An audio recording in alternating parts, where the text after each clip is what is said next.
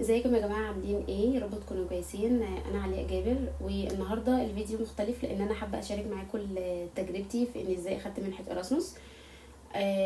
ناس كتير جدا سالتني عن المنحه دي وازاي نقدم عليها، فانا بصراحه حبيت اعمل بقى فيديو طويل كده هو على اليوتيوب يشرح لهم فيها كل حاجه. فلو عجبكم الفيديو، لو انتم مهتمين بالتقديم على المنح استنوا معايا للاخر.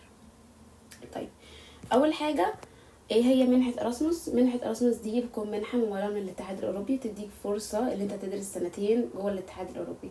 يعني ممكن تدرس الترم بتاعك في ايطاليا، الترم التاني تدرسه في اسبانيا، والترم التالت تدرسه في مثلا بولندا and so on. طيب، انا ليه ممكن اقدم على المنحة دي؟ لان اولا المنحة دي بتكون يعني fully funded، بتكفلك كل المصاريف بتاعتك، فانت مش بتدفع فيها اي حاجة.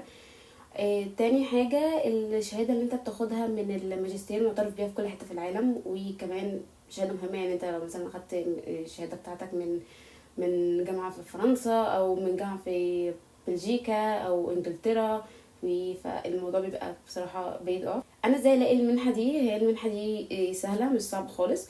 اول حاجة، انتوا بتدخلوا على الموقع بتاع اراسموس وبتختاروا اللي هو اراسموس موندوس جوينت ماسترز.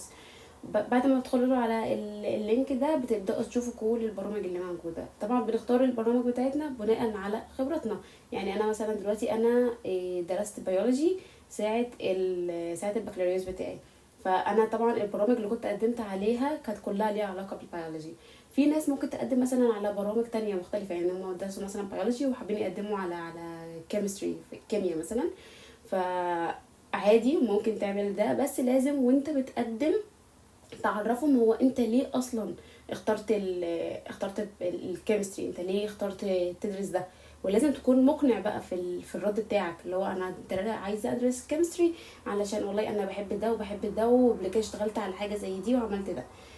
فهي بس دي بتبقى نقطه، لان انا برضو في ناس سالتني عن الحته دي، ممكن تعملوها، بس ساعه في لما تكتبوا خطاب النيه بتاعكم لازم توضحوا هو انتوا ليه اخترتوا النقطه المعينه دي. طيب، ايه هي الاوراق المطلوبه علشان اقدم؟ اول حاجه، لازم طبعا يكون معاك شهاده التخرج بين الدرجات بتاعتك. تاني حاجه، لازم يكون في خطاب توصيه، بيكون من 2 ل3 غالبا، فاتاكد من كل برنامج وشوف الشروط بتاعته ايه. خطاب التوصيه طبعا ده احنا بنجيبه من دكتور، يعني لازم يكون دكتور عارفك في الكليه بتاعتك ودرس لك مثلا او اشتغلت معاه مشروع او اي حاجه، فالموضوع بيبقى كويس جدا. تالت حاجة طبعا شهادة اللغة. شهادة اللغة هنا الموضوع بينقسم لقسمين. أول حاجة، لو أنت كنت دارس بالإنجليش ال4 سنين بتوع الكلية، ففي exceptions اللي هو أنت ممكن تجيب شهادة من الكلية اللي أنت درست بالإنجليش وتحطها في الملف بتاع المنحة وبتتقبل عادي. تاني حاجة، لو انت ما درستش طبعا بالانجلش، فانت لازم تاخد الاختبار الايلتس او تويفل بسكور معين، ودي هبقى اشرحها بعدين. بعد كده لازم خطاب النية اللي هو الموتيفيشن ليتر. ده حرفيا عامل رعب لكل الطلاب، وكان عامل رعب ليا انا كمان لحد ما اكتشفت والله اللي هو حاجة يعني حاجة بسيطة. آم، لازم في خطاب النية ده نوضح فيها كل حاجة حرفيا. ليه؟ لان اول حاجة الناس اللي بتقرا او الدكتور اللي هيقرا الابليكيشن بتاعك هو ما يعرفش انت مين، هو ما يعرفش اي حاجة عنك، فلازم تبقى انت موضح كل حاجة في خطاب النية بتاعتك دي، شارح انت مين، درست ايه خبرتك، ايه المهارات بتاعتك، لو ليك خبرة مهنية طب انت إيه بدأت فيها ازاي، ايه السكيلز اللي انت اكتسبتها من الخبرات دي وكل حاجة. طيب، بعد كده بتجيلنا اللي هي الحاجة الأخيرة اللي هو احنا لازم نعمل السي في بتاعنا. في ناس كتير قالت لي طب احنا ممكن نعمل سي في على ايه؟ في مواقع كتير، في ناس بتقول لنا ان احنا ممكن اعمل لك السي في وتدفع لي فلوس. لا، ما تعملوش كده خالص. في الاتحاد الاوروبي هنا بيعتمدوا حاجه واحده بس، وهو اليورو باس. اليورو باس ده موقع لعمل السي في او لعمل الكفر ليتر، بس عموما السي في بيكون موثق من الاتحاد الاوروبي. هو دي الحاجه الوحيده اللي هم بيستخدموها، وكمان هو فور فري من غير اي حاجه، وسهل جدا ان تقدروا تعملوا السي في بتاعكم عليه.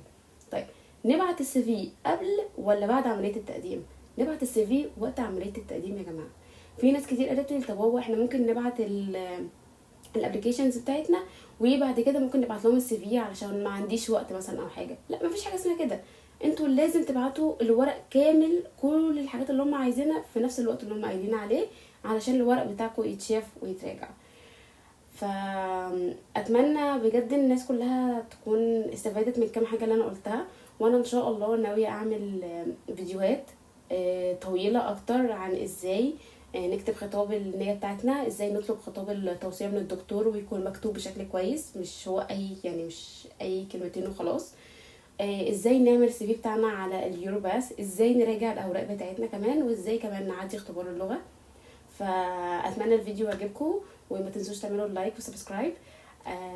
وحابين اي معلومات زياده، وحابين تسالوا على اي حاجه زياده، انا هسيب لكم اللينك بتاع الانستجرام بتاعي في الديسكريبشن. وبالتوفيق للجميع.